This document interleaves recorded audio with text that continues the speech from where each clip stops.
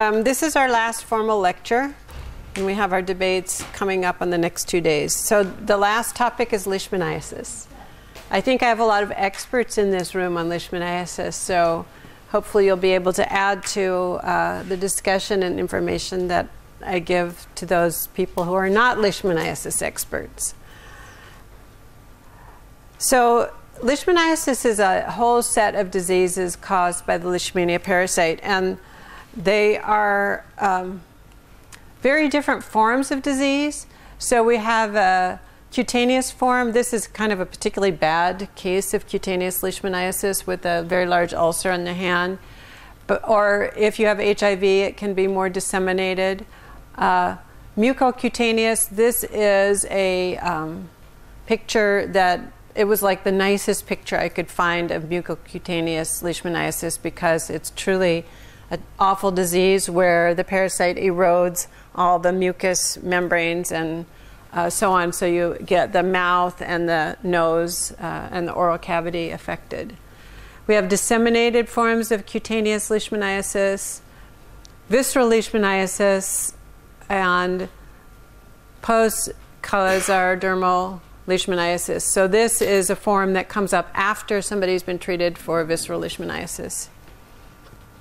So in cutaneous leishmaniasis often just self-heals, and so oftentimes people aren't treated unless they have something that's particularly large or on their face or on their hands or joints where it interferes with their functioning. And mucocutaneous is treated, of course. It's difficult to treat, and visceral leishmaniasis is also treated because it's often fatal. In fact, typically fatal if you aren't treated. So, like the malaria parasite, the Leishmania parasite is a eukaryote, and it undergoes a complex life cycle that has development in both a human and in the insect vector. So the vector for Leishmania is a sandfly, and there are 2 genuses of sandflies that can transmit Leishmania that we know of. When they bite a human and inject the parasite, the insect stage, which is called a promastigote, infects the macrophages and transforms from a flagellated form. So here's a flagellated form. Here's a picture of promastigotes in culture, where they are kind of skinny and long with a long flagellum, into amastigotes, which are these little forms inside of this cell, which aren't flagellated anymore, and they are smaller and they're round. Okay, so then these divide and invade new macrophages, but if a sandfly bites and takes up infected cells or takes up parasites, those can then go on and develop in the sandfly and be transmitted again. So we have these cycles going on of infection here with parasites infecting macrophages and being released and reinfecting macrophages, and then going on to the insect stage. These take 1 to 2 weeks to mature fully up and have the infective forms in the proboscis. So Leishmania is a genus of parasites, and it's a diverse set of parasites, including parasites that infect humans and parasites that infect other animals, including reptiles, and probably every kind of animal has its own kind of Leishmania parasite. So these are the human forms, mostly, that are shown on this phylogenetic tree. And basically, the different forms of Leishmania species, the different species tend to cause different forms of disease, but it's not completely cut and dried. So sometimes you'll see an anomalous form. The parasite appears to be a type that would cause cutaneous disease, but you might have a visceral patient. Okay, so we have cutaneous diseases, L. major, L. tropica, Ethiopica up here. Then we have the visceral forms. Most common are Donovani and Infantum. And then down here we have these subgenus of Viania, which is found in South America and Central America, and those cause cutaneous and often mucocutaneous disease. There are occasionally mucocutaneous consequences of these species, but it seems to be much rarer. So the large burden of leishmaniasis is in the cutaneous form. So there's between 700,000 to 1.2 million cases per year. And here you can see, according to the map, the color is, the redder the color, the more the cases, okay? And in India, there's no data reported. So it doesn't mean that there's no cases there. The gray is just, there's no data. Okay, so Canada has reported that they have no cases, for example. So basically we have cases throughout the Mediterranean and in South America, North Africa, of this form of the disease. And these places where they have the yellow asterisk is where the highest prevalence of mucocutaneous disease is. 90% of mucocutaneous disease is in these countries. Brazil, and this is Peru and Bolivia. So they have 90% of the cases of mucocutaneous disease. Fortunately, it's not that common, although it is really devastating. Here's the status for visceral leishmaniasis, where we're estimated to have 200,000 to 400,000 cases per year. And here's, you can see the highest incidence is restricted to a small number of countries, one of which is India. And then we also have cases in surrounding countries, a lot in this part of North Africa and in Brazil.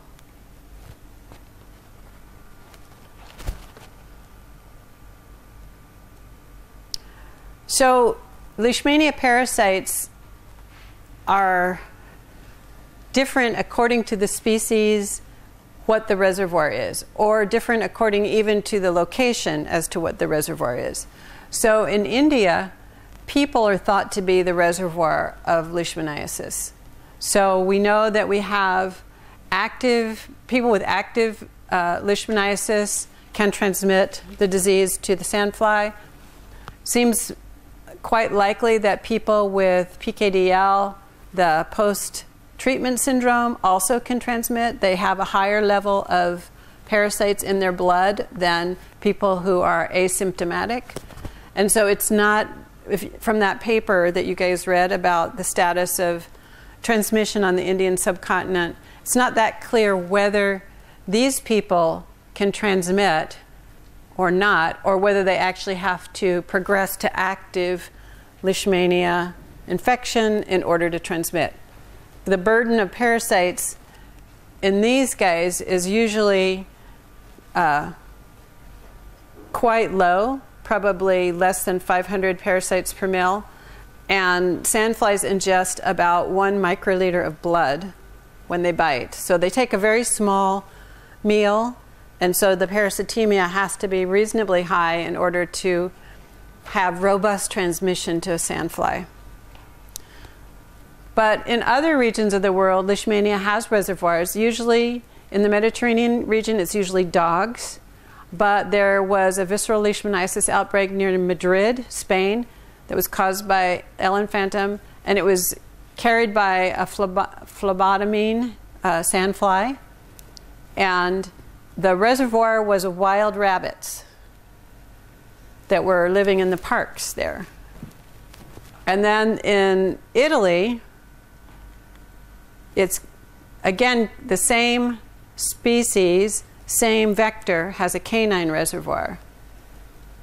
In the Middle East, L. tropica reservoir is in humans, and recently discovered to be also in these rock hyraxes, which are little small things. They look kind of like a rodent, but they're not related to rodents. They're related to elephants.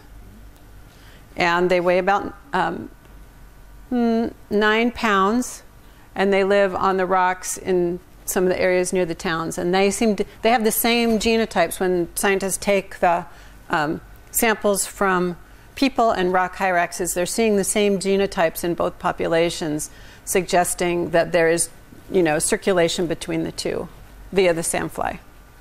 So, obviously the persistence of an animal reservoir makes it more complicated when we're thinking about disease elimination.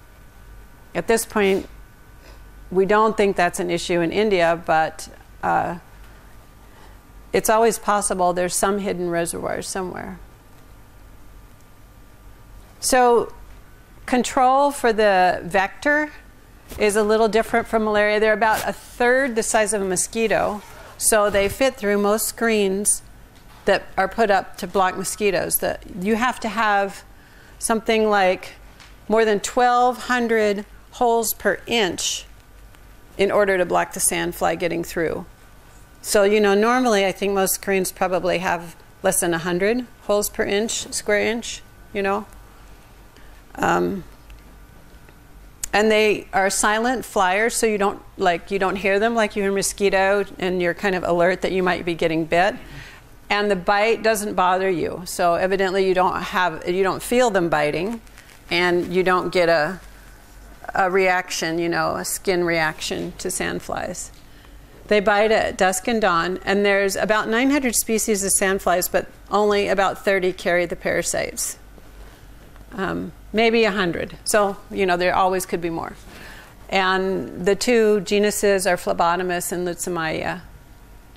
So the whole cycle of the sandfly is not extremely well understood. In particular, their breeding places are not well understood, but it appears they don't breed in the water. They don't have their eggs in the water and have the larvae hatch in the water. They have their eggs on land. And they seem to breed in damp, organic, rich soil. So they've been found under trees in Colombia or in cattle sheds in Bihar. And the exact details probably depend on exactly what species of sandfly is around the area and what their particular preferences are. If they like biting cattle, they may be in the cattle sheds, for example. And they're called a sandfly not because they live in the sand or have anything to do with the sand, just because of their color. Okay, so basically what they do to try to find where these larvae are and so on is they just take soil samples, they add water in a certain proportion and maybe a little bit of sand and so on, and then incubate it for a few weeks to months and sample it along the time to see if they're getting anything hatching out in that soil. So now they also now can look at what an insect takes as a blood meal. So they'll dissect the insects and then they'll do PCR on the meal that's inside of their gut and see what kind of animal blood or human blood they've been feeding on. Okay, so they've done this with malaria parasites, with trypanosomes. Trypanosomes infect a lot of different species, so that's really interesting to see if they're infecting certain wild animals. So blood meals of this Phlebotomus argentipes in Bihar shows that it feeds on human, cattle, buffalo, and goats. So it has quite a number of places that it will bite. It doesn't mean the parasite necessarily is going to be efficiently transmitted to all those species. And you can do indoor residual spraying with DDT also to reduce the impact inside of a home. Whether they are good flyer? I don't know how far they fly. Does anybody else know? I haven't, you know, I feel that, I could be mistaken, but I feel they're understudied compared to mosquitoes. Mosquitoes, I think we know a lot more about their preferences. They don't fly too high. Oh, I don't know about that. Because I was from the region where that disease is very endemic, from Bihar. I don't know why they would want to fly high. They want to fly where they can bite you. No, when I was a child and then I went to a boarding school, and then I remember that my mom was saying to the school that I should get a place in first floor so that sandfly not reach. Oh yeah, that's a good point. And probably a fan also will help because they're very light. Even with mosquitoes, if you have a fan, a good fan like one of these, it's pretty good at reducing the number of bites that you're going to get. Also because, first of all, they'll get blown, and second, the scent that they are attracted to is also going to be blown away. Okay, so basically when you're bitten by a sandfly, the sandfly seems to regurgitate a little bit of its blood meal and in through the proboscis into the wound, okay? And then that wound may have blood in it from when it's been probing around. It may have some blood in it. So then the promastigotes are phagocytized by neutrophils, dendritic cells, and macrophages. So there is some data that neutrophils can act as Trojan horses carrying the parasite to other locations of your body, but they also can kill the parasite. So it's probably like a balance between the two of what the outcome is. So basically, after the parasite is phagocytized, so it's in a phagosome, it fuses with other endosomes and components of the secretory system to form the phagolysosome. And the phagolysosome then is modified to acquire the machineries that support the growth of the parasite. So it's, it provides for import of nutrients into the phagosome in ways that probably are induced by the parasitic process. Not, it depends. Yeah, no, it isn't killed in it. So if the promastigotes invade macrophages, I believe it is they are killed, often killed, but amastigotes are not. So I could be confused whether it's macrophages or dendritic cells, but one of them will kill the promastigotes and the other one doesn't. So the amastigotes can invade more silently and not induce the oxidative burst that a promastigote induces. So once you actually start your active infection, it's easier to perpetuate than the initial transmission event. So when you think about it, the parasite is living in a compartment within the host cell, and it has to get a lot of nutrients into that compartment. So it needs you know, amino acids and nucleotide, building all the building blocks and glucose and sugars and so on in order to replicate. And so it has to have both transporters on the surface of the parasite to take in these nutrients, and they actually have to get into the phagosome as well.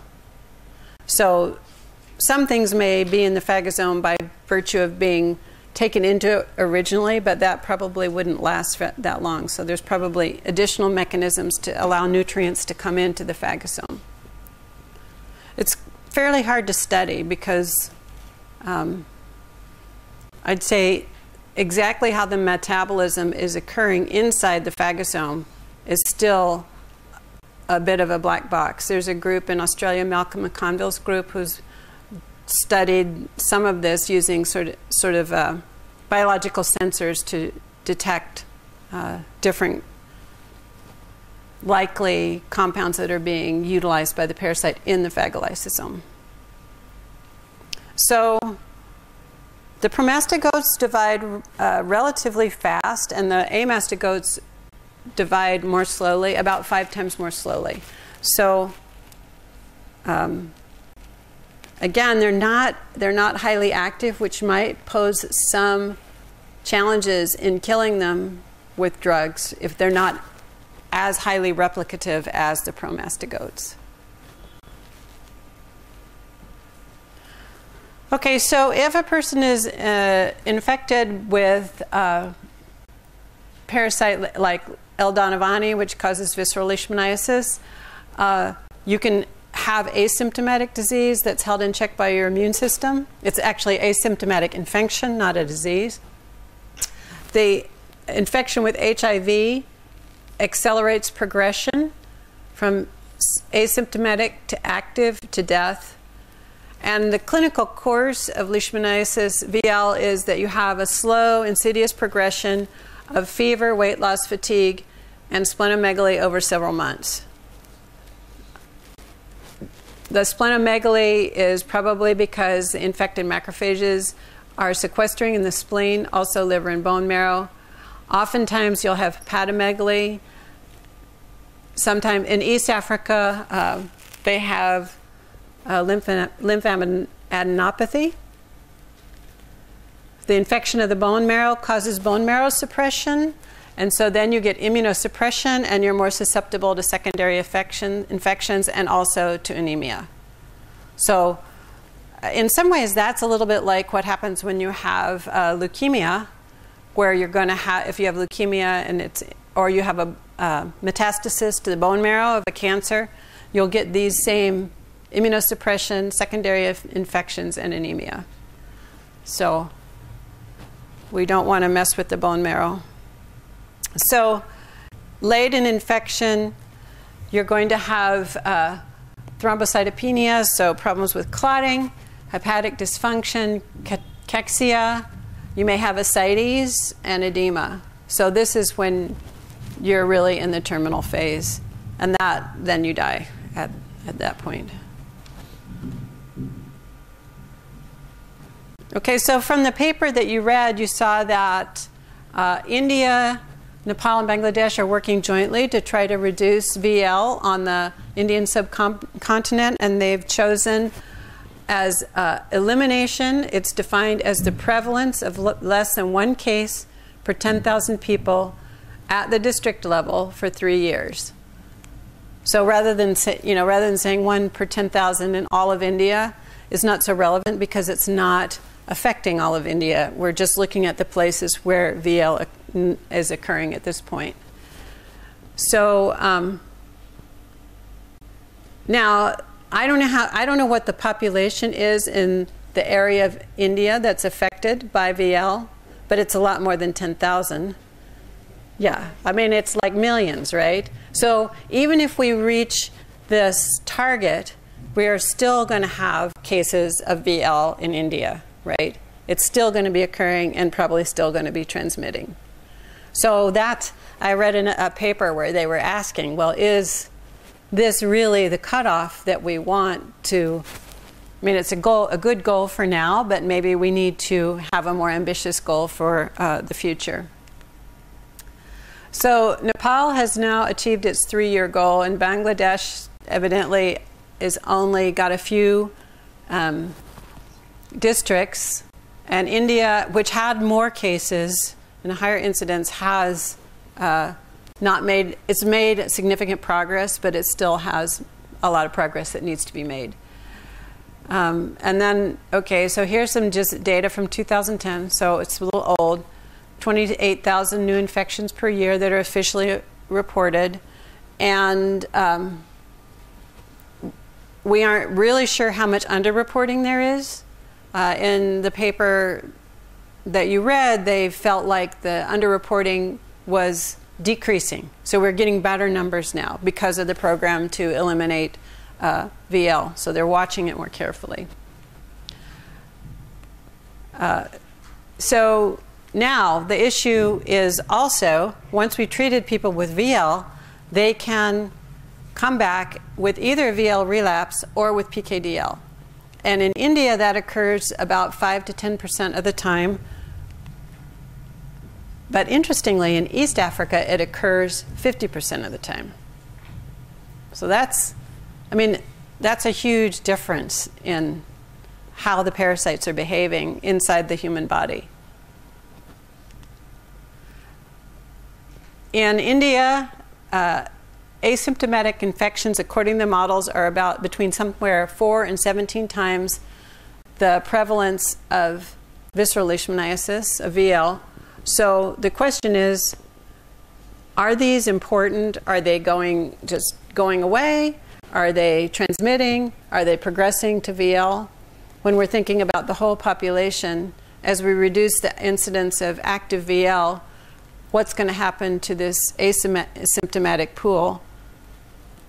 And is it really an issue? I felt like they didn't make a conclusion in that paper that you guys read.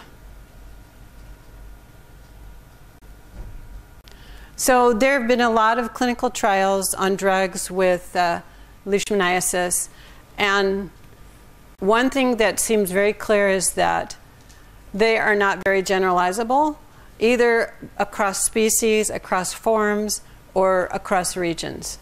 So I think I have an example. I have an example later on, so I'll show you that.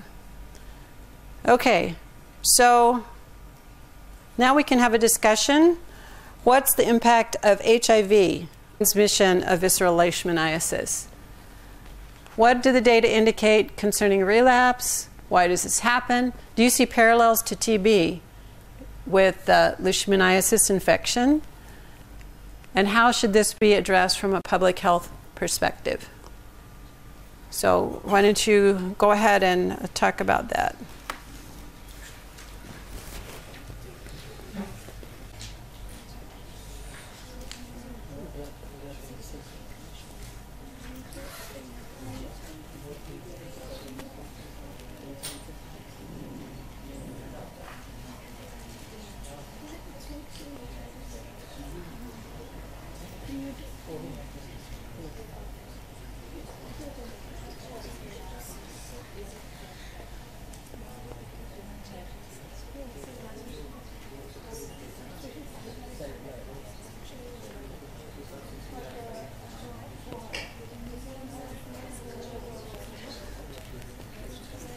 Ready to talk about what you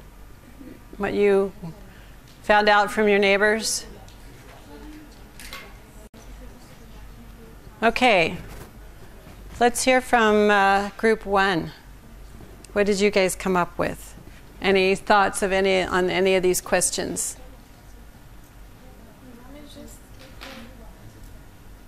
Asymptomatic leishmania will be converted into symptomatic in case of HIV. But what is the impact of HIV on transmission of VL? Well, does anyone else want to make a comment on that? So what she's saying is that you're going to be more likely to go from inactive, asymptomatic, to active. So what's that impact of that on transmission? Yeah. Ma'am, HIV gets transmitted by the exchange of body fluids. If there's a person who is already infected, who is infected with leishmania, and he is in close proximity with a person who is already infected with HIV. Very close proximity. Very close proximity. And if there occurs a person exchange of body fluids even through sandfly, then there is a chance that the person who is suffering from leishmaniasis can get infected by HIV. Well, the person with HIV would get infected through the sandfly, and the person with VL could get HIV. So what will happen when a person who has leishmaniasis gets HIV and it's not treated? Yeah. When HIV happens, the immunity is compromised. So with the drugs that are given for the treatment of leishmaniasis will not work much. So they will not, since the immunity is down, so there will be amastigotes that remain back in the cells of the patient, and these can actually come back as mucosal leishmaniasis, that's actually what happens in case of PKDL, like the cells actually remains back, because with the HIV immunity is actually, it compromises, and that's why drugs cannot actually work very efficiently. Right. Yeah. So we know in most cases, drugs alone actually don't cure us. It needs the help of our immune system. Usually, you know, even antibiotics for bacteria, if you don't have a great immune system, it's much harder to treat the person, okay? So basically, first of all, it will the transmission may go up because treatment is ineffective. Transmission may go up because people progress from having low-level parasites to high levels of parasites because their immune system's not able to control it, for example. So, so they progress to disease faster. They may relapse faster. So some of the data in the paper that you saw where the relapse rates seem to be quite a bit higher for people who were treated for VL and they had HIV, the relapse rate was higher than people who didn't have HIV. So to me, this sounds a lot like TB, latent TB, get infected with HIV, you're more likely to progress to active TB. Then you're more likely to transmit TB because you're going to have more higher burden of the bacteria, so you're more likely to transmit it. Okay, so This is the impact of HIV on progression and treatment of leishmaniasis, but not on the transmission of. well, in order to transmit, you actually have to have a certain level of parasites to transmit them. So at this point, we aren't really sure how much asymptomatic leishmaniasis is transmitted, but the data suggests that you have very low levels of parasites in your blood, so it's harder to transmit. If you're immunosuppressed, you will have more parasites in your blood, more likely to transmit, and more likely to get sick as well. So basically, the disease is linked somewhat to the transmission because they're both linked to how much parasites you've got, at least to a certain degree.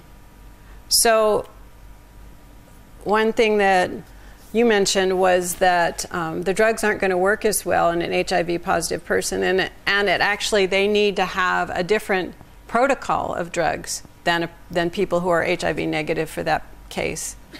So basically, depending on where you are in the world and the incidence of HIV, it's going to be very important to test any cases of VL to find out if that person's HIV positive. I mean, also because you're going to want to put them on antiretroviral therapy as well as treating their leishmaniasis. So in India, fortunately, there isn't a huge intersection yet of HIV and VL because even though you have a lot of cases of HIV, the prevalence is not that high as a proportion of the population. But in Ethiopia, up to 35% of VL people are co-infected with HIV.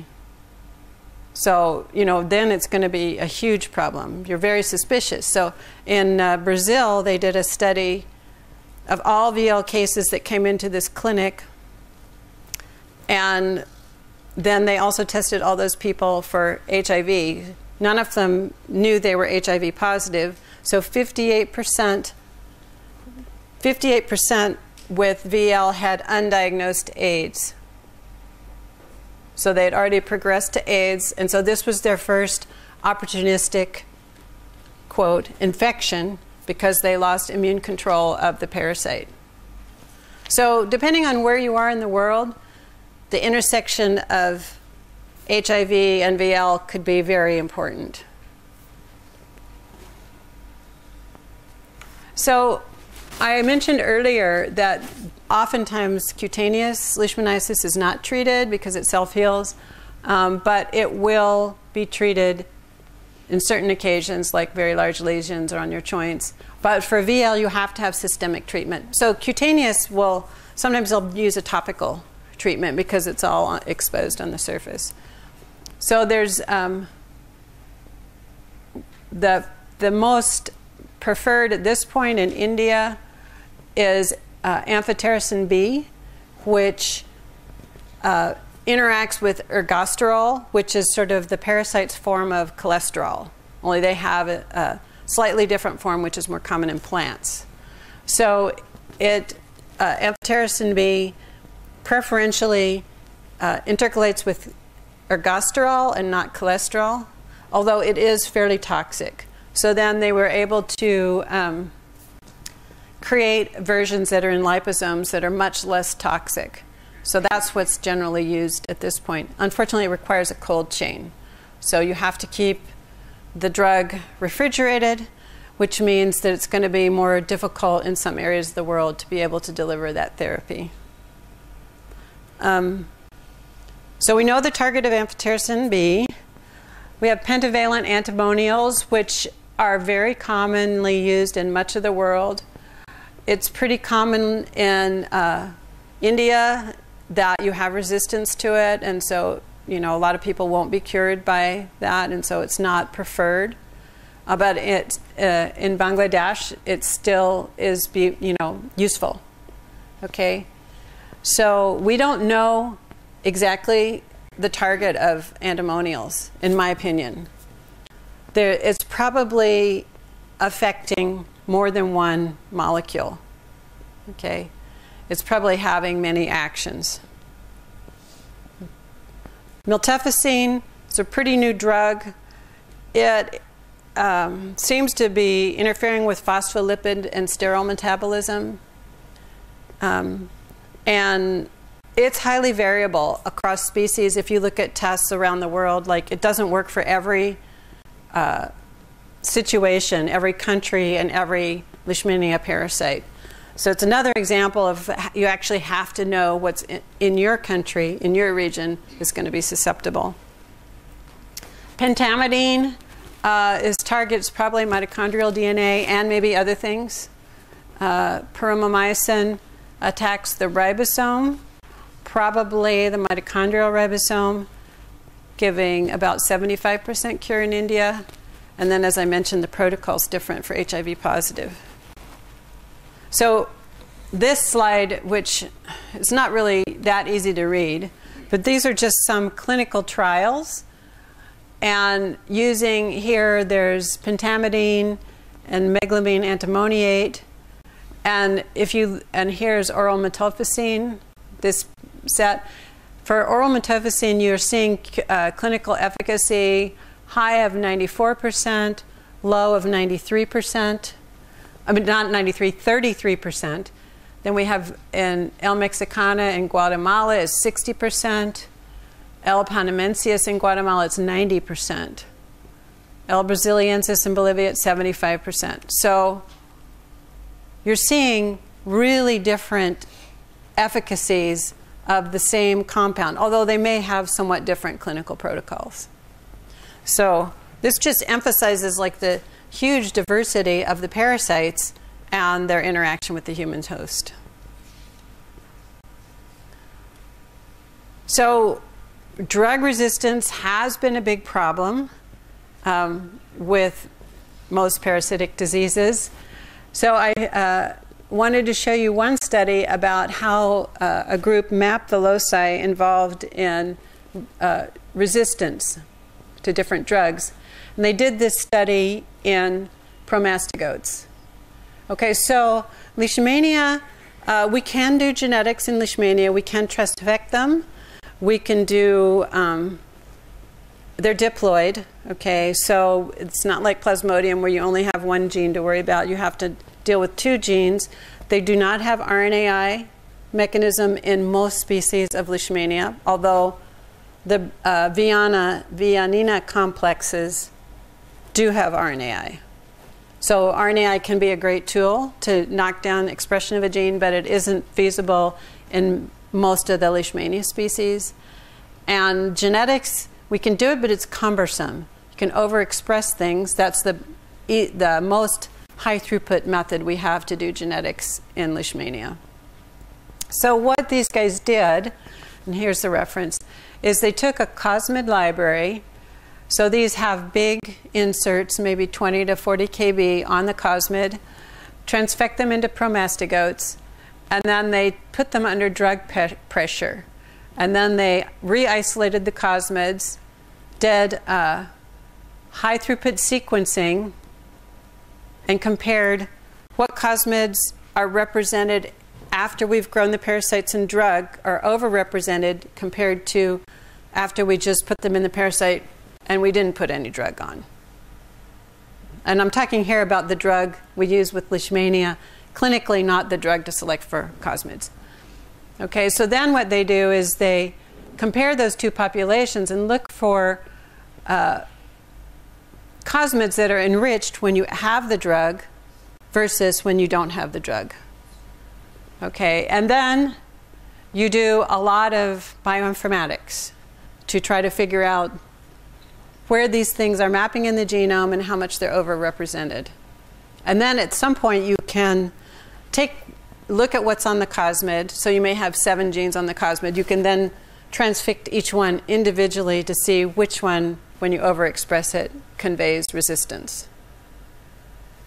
Okay, so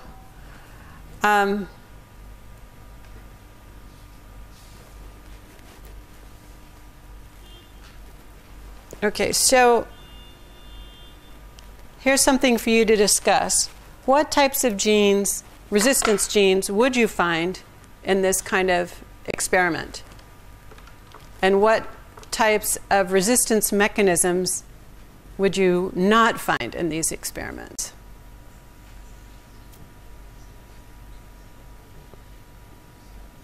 So what things, when overexpressed, that might yield what genetic changes that might yield resistance would you not find in this approach?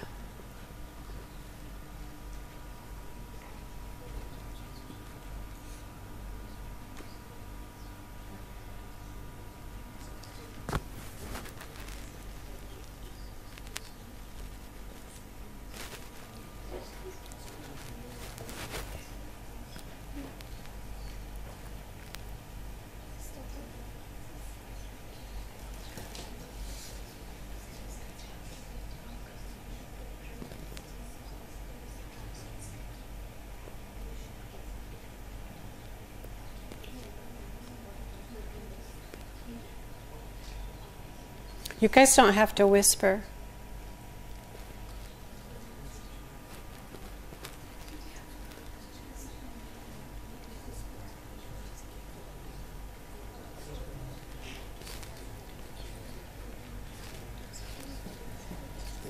Would not find.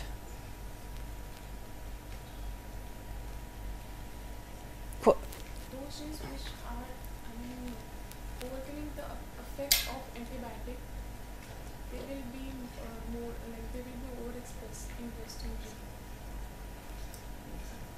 genes. Can you say that again? Those genes which are helping in overcoming the effect of antibiotic or help overcome the effect. Okay, so what kinds of things might those be? Like they are involving in they are not allowing the antibiotic to get in the parasite. So that There are any gene which can combat the effect of another one. So if cell is able to survive with any of the pair of genes, then we might find one pair of genes that can be transmitted and we can see relation, other one reverse. Maybe some ion channels that are I can't hear you. ion channels, those genes can be increased expression. Yeah. Okay, so let me give you guys some ideas of the types of things. So we talked a little bit about this in one of the lectures, which I can't remember which one. I think it was Plasmodium. So you can have things that if the target is overexpressed, you may get resistance, right? So you could have your target, which is sometimes what people hope for, is because it would make life simple. You know, get 10 times more target, the drug is not going to be as effective. Other cases could be that happen in bacteria are enzymes that inactivate the drug. I don't actually know of any cases like that in Leishmania or trypanosomes about, like, if you have an enzyme that modifies the drug and makes it inactive, you would see that. You could see something that binds the drug.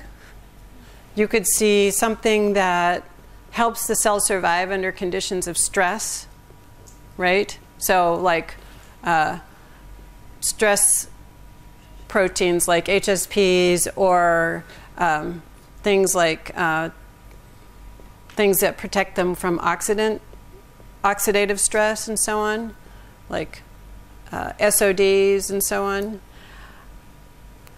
So we see quite a bit of those kind of proteins, because sometimes you'll see things that will come up with very different drugs, and you're like really sure they're not the same, acting through the same pathway, but you're seeing the same resistance mechanism coming up. So they're just the cells are just becoming more tolerant to stress. But what you won't see are any recessive mutations that allow the parasite to escape the drug. And the main category that we see that is transporters. So in many cases, there are transporters. This is true also in African trypanosomes, where they have multiple transporters that have somewhat different specificities, and so they are slightly redundant with each other, so they can, and only one of them transports the drug. So they can just lose that transporter and they become resistant. So that's what happens with pentamidine in African trypanosomes. And I believe like the aquaglyceroporins happen with some of the Leishmania drugs. So it's a great approach, and it really helps you understand how the parasite is reacting to the drug or certain interactions, but there's also things that you're not going to get, like if it's a point mutation, very specific change, maybe you won't see, you're not going to see if a point mutation is the only thing that will get you resistance. You won't see it in this strategy.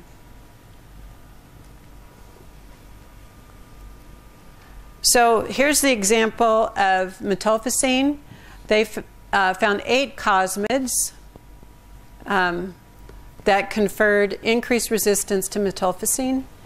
And on those 8 cosmids were 23 different loci.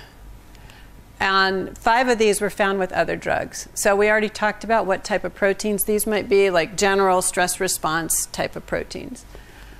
They analyzed 2 of the cosmids, and they detected 2 loci that they felt were involved. One was a phospholipid translocating ATPase, and one was a sterile C8 desaturase. So that fits in with how we think metolphysine works, right?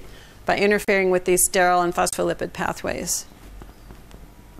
They didn't find any metolphysine transporter mutation overexpression, even though we know mutations can confer resistance. So evidently overexpressing the wild type is not going to give you, or actually you have to underexpress it. And in this experiment, they're overexpressing it. So they found other genes in antimonial resistance.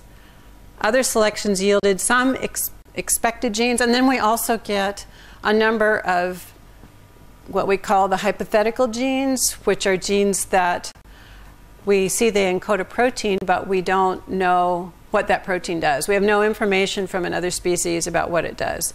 So those are always challenging because you have no idea what kind of mechanism that might be conferring, although this kind of experiment could give clues as to what that might be. So all this was done in promastigotes. So then they took a couple of them and tested they basically tested whether the overexpression in amastigotes would confer resistance, and it did. So they didn't transfect amastigotes, they converted the promastigotes to amastigotes and then test them. So I wanted to also talk a little bit about screens for new drugs. So we have and then we talked a little bit about this with Plasmodium as well. So we can do phenotypic screens, basically dump compounds on cells and see whether it kills them. So we're looking to see whether it kills a parasite. Or we have specific targets. So, you know, most of the drugs that we have been obtained initially through phenotypic screens. So we can do phenotypic screens in Leishmania on promastigotes. So those don't grow within a host cell.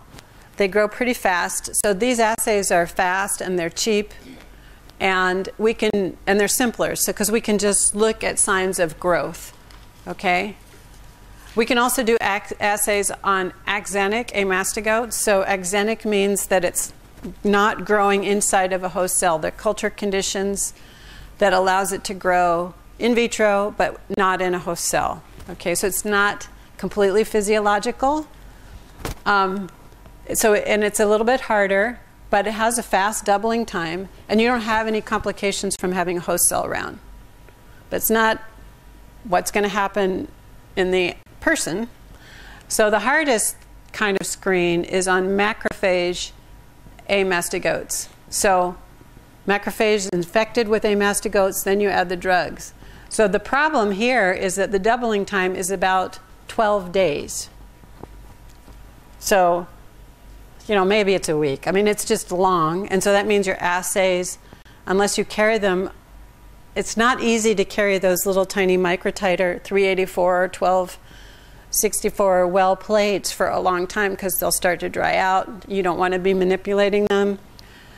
So you aren't going to have a big range. Like if you have a 2-day assay and everything doubles every 6 hours, you're going to be going from 1 parasite to the 6 parasites without a drug. You'll have a big range to look for inhibition. Whereas with this one, if you go 2 days, you're barely going to be above your starting amount.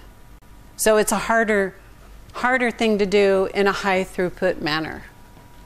Does this make sense to you? Manish, you're looking like you're very skeptical.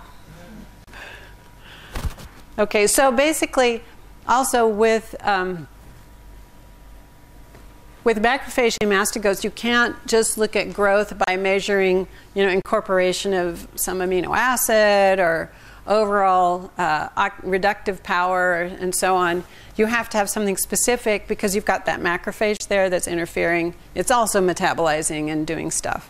So basically, what you normally are doing are some kind of reporter in the parasite. So you might have a GFP or something like that in the parasite so that you can do a microscopic assay and look for, or a flow assay and look for the reporter. And the host cell is not going to confuse you. Okay, so you'll be able to see do these look like, this is a GFP expressing parasite. So this is a paper where they're doing inside macrophage assays. So they've got, this is DAPI, so a host nuclei. And you can't see from here any parasite nuclei because they're a lot smaller. And then what you can see here is the parasite cytosol. So you can see like around the nuclei you see the parasites, okay? And then this is the host cytosol marker. So then you can use your software and draw pictures and outline where the cells are, the host cells, and where the nuclei are and where the parasites are. So then you can develop algorithms so that when you add your drug, you can look for decreased parasites and possibly you can also see whether the host cell is affected. So what do you want to do when you want to screen a library? It's not a trivial experiment. So these libraries are usually, you know, over 10,000 compounds that you're talking about screening. So you need a really good assay. So I just wanted to show you some data from 3 papers that use different screens. So these 2 were by the same group, and they started with the same library. So in this paper, the first paper, they screened 26,500 compounds against promastigotes at 10 micromolar, and they looked for 70% inhibition. They got 567 compounds out from that first step. Then they checked to eliminate all the ones that were just killing the host cell. So then they ended up with 124 compounds active against promastigotes. Then they tested them against intracellular amastigotes, and they found 5 out of the 124 active against intracellular amastigotes at 20 micromolar. So that's not that good. Okay, so then they did the reverse a couple of years later. They screened 26,500 against intracellular amastigotes, greater than 55% inhibition, and then also tested them on human cells, and they got 123. And of those, 57 were active against promastigotes. I actually cannot figure out how this totally makes sense, because if they found 124 active against promastigotes, you would think that would include these, but evidently the assays were different enough that they didn't completely overlap. But what it appears is that screening against amastigotes, you find a lot that will be active against promastigotes, but vice versa appears not to be necessarily true. So now in the third assay, they screened against axenic amastigotes, and this is a different library, 15,660 compounds, and they are looking for those that inhibit axenic amastigotes 70% at 50 micromolar. And then they're also testing them against the host cell. So they got, after this step, they had 319 compounds that were effective. Then they tested them against intracellular amastigotes, and they ended up with 6. So that seems to indicate axenic amastigotes are a difficult model. So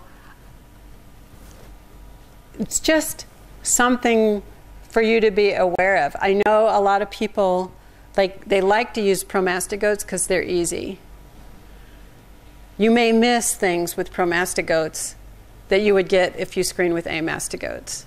But screening with intracellular amastigotes is better than axenic, but it's a lot harder. And you need, so there's all these different things that you would have to weigh. I mean, if you're only testing 100 compounds, you can do them all, it's not that many. But if you're testing 15,000 compounds, you have to make decisions about the best assay you're going to use. So, what do you guys think? What would you use for?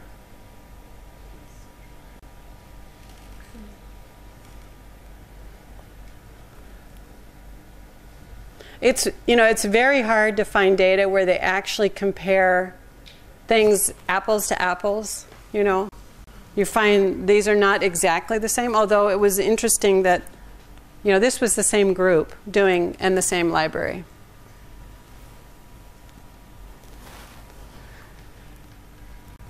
I mean, it's fairly common also that you'll get a different EC50 with amastigotes versus promastigotes. So you'll still have some efficacy, but it'll be off your cutoff. You won't for one of them. Anyway, I thought you'd be interested in that because I know some of you are interested in making drugs for leishmaniasis.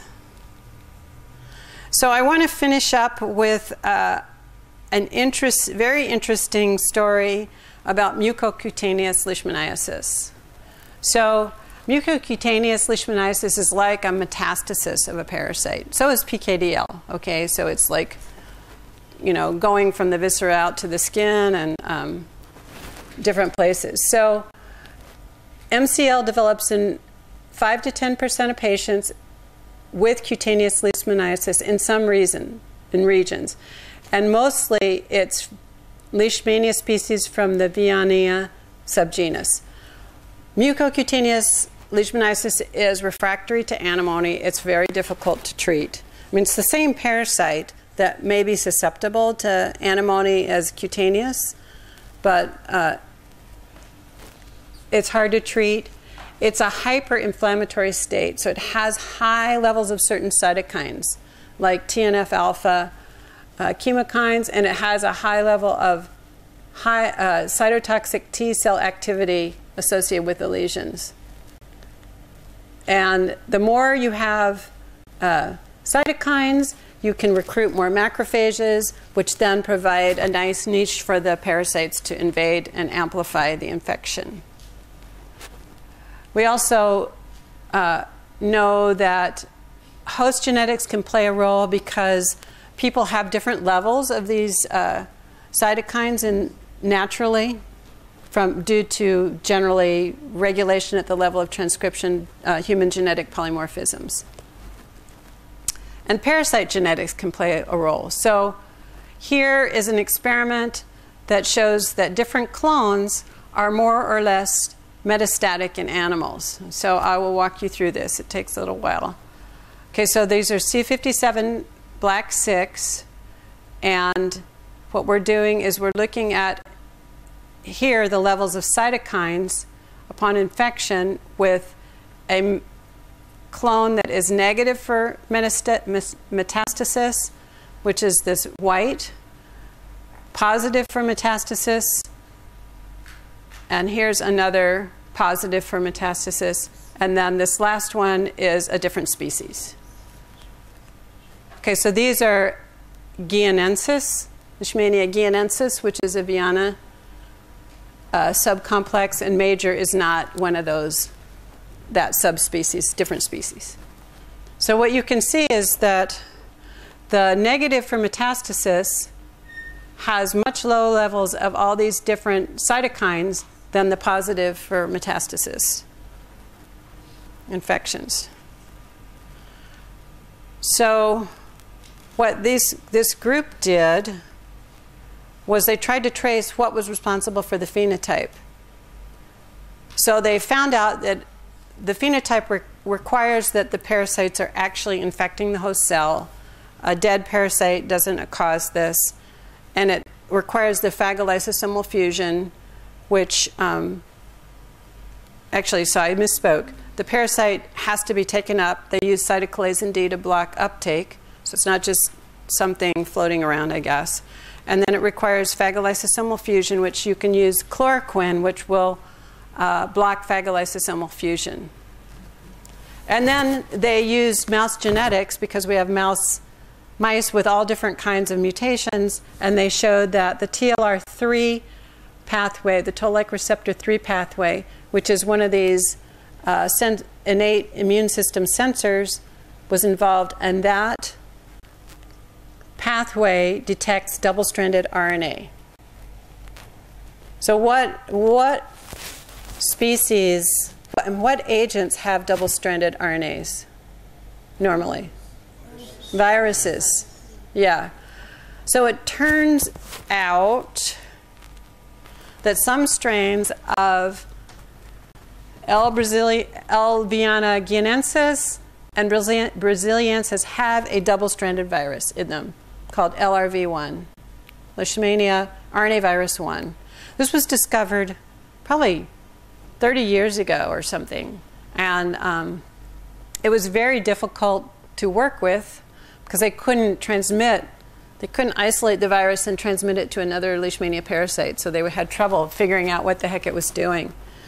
But those strains I showed you before were strains out of a subclones of a parasite that had high and low metastatic potential, and then that actually correlates with whether they have the virus or not. Okay, so the metastatic negative, if we do look for the levels of LRV1, they have low or no levels. The positive for metastasis have high levels. And here's another mucocutaneous strain that has high levels, and just a straight cutaneous strain that has low levels. Okay, so basically, that suggested that this virus was somehow responsible for this hyperinflammatory state that's existing when people or animals are infected with this strain of Leishmania.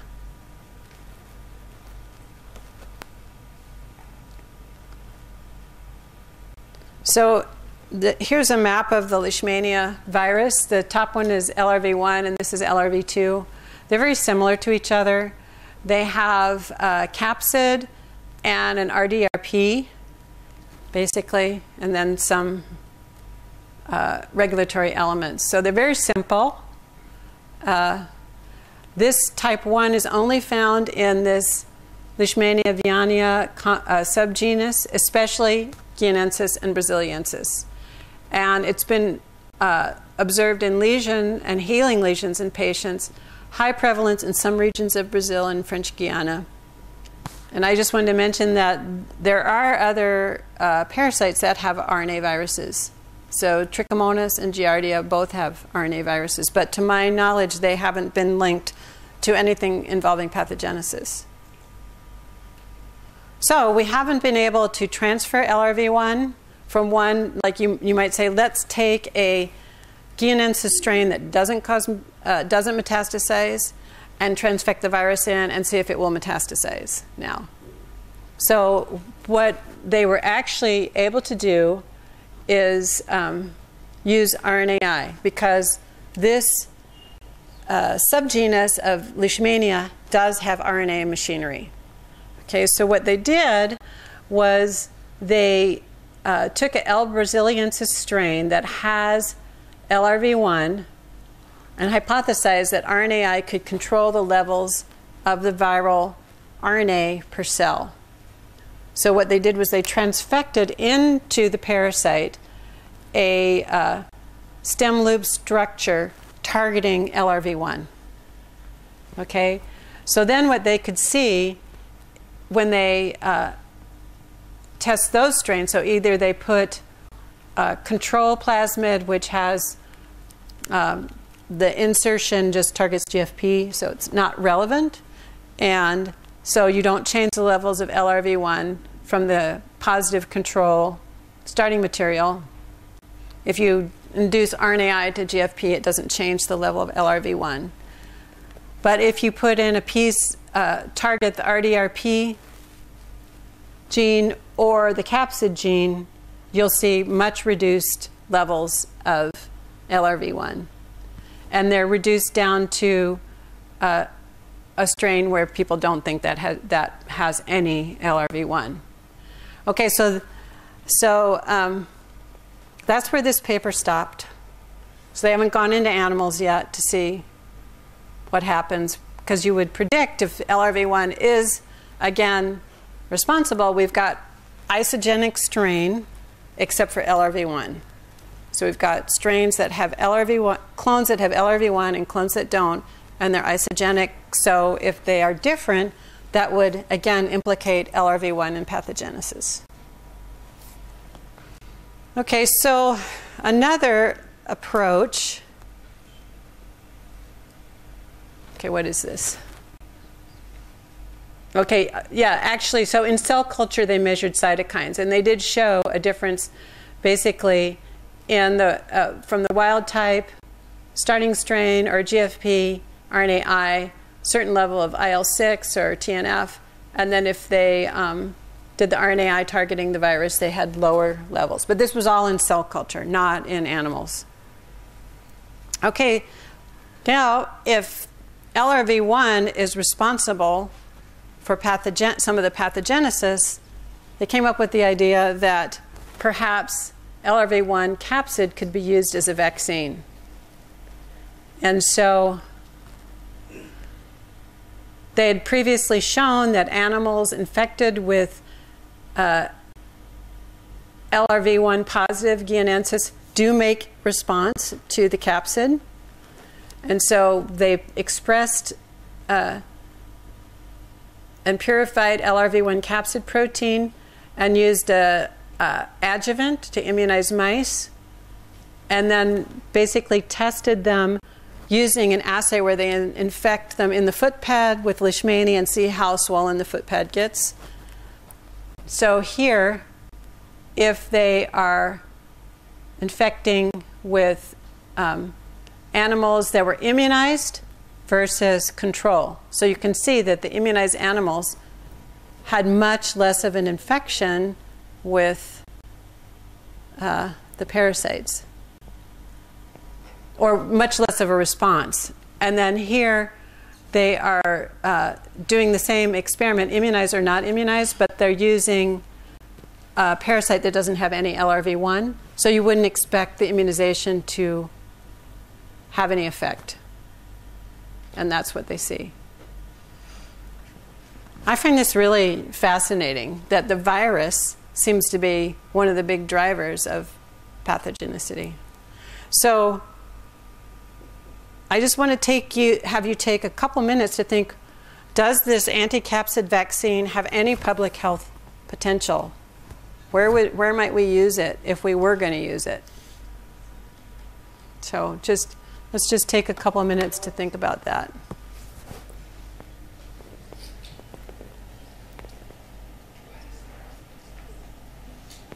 Not use this vaccine. Would you use it in India? No. LRV1 is not in India. Yeah. Where might you use it? Yeah, where we have the strains that have LRV1. Do you think we'd immunize everybody, or I don't know? Would we use it?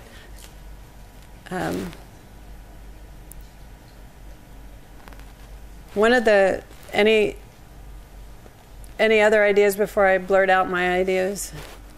But have you really looked in India?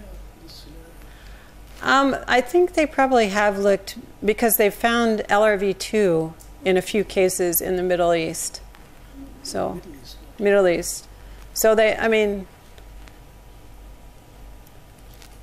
I'm not really aware of studies per se, but before we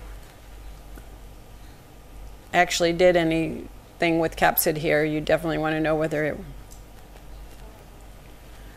Yeah, were you going to say something? Anybody? Yeah? You want to say something, Winky? What we were thinking is like making an anti-capsid vaccine. Since anti-capsid vaccine has to be very much particular, because the capsid is a part of majority of the virus structure. So those areas like influenza, if we see, that is quite prevalent in most of the countries. So, and it can actually go on for antigenic shifts also. So the probability of having shift gets more with the use of maybe we will not be having like... You're worried about specificity? Yeah, I actually think that isn't a worry, because the capsid proteins of different viruses are very different. So the fact that they have the same name doesn't mean that their sequence is similar. It's just that it's their function of forming the shell around. And they do form this assembly. Usually they have an interlocking assembly, but they're still fairly specific. So there is another field which has a better potential compared to this one, targeting the microRNA, which is endogenously produced by the host. Mm-hmm. So if we can target that strategy, because as the initial interest was with RNAi, and then people started doing microRNA. Mm-hmm. Yeah, so I mean there is an interest in host target therapeutics for several diseases, and that's at a very, very early stage, because obviously we need to understand what all the consequences of targeting host components are. Yeah, but it's definitely something worth following. What I was wondering was, we know the people who are at risk for MCL are people who have had cutaneous leishmaniasis. So I think one strategy would be to immunize people who have cutaneous leishmaniasis against the capsid. I don't know whether that would work. I mean, they haven't done any studies, but if it actually could be a therapeutic vaccine, you know, and the other, even to make it more specific, you could test the lesions to see if the cutaneous infection has LRV1. If it has LRV1, maybe you want to immunize. If it doesn't, maybe you don't. And it might not be a really difficult assay, because it might be like assaying for kDNA, because it's sort of multi-copy within the cell. Instead of being a single copy gene, you've got a lot of copies. Anyway, those are just some, I mean, nobody's doing this now. It's at the forefront. Something interesting to think about. Okay, so I think you guys can get your tea. We're going to have debate prep. I'm going to just stay for a little while, and you're welcome to stay as long as you want. And so I just want to remind you, did everybody get the slides sent out from yesterday? Yeah, so this is the same slide, except I've just added when the groups are going to be presenting, which we decided yesterday. And I thought these would be good orders for various reasons. And on Thursday, we're going to have our group photo at 3 o'clock. So I think we'll do one debate, have this group photo, then have the other two debates. And then on Friday, we have our valedictory at 3 o'clock. So I'd like everybody to come around 2:30 so we can finish up with the surveys about how you felt about the course, and then be ready for this valedictory. But I think you might want to be prepared, because they have invited someone from outside to come, and it seems like sometimes these people change their availability, so we might end up coming at a different time, maybe a little bit earlier, a little bit later. Okay? All right. Tea time.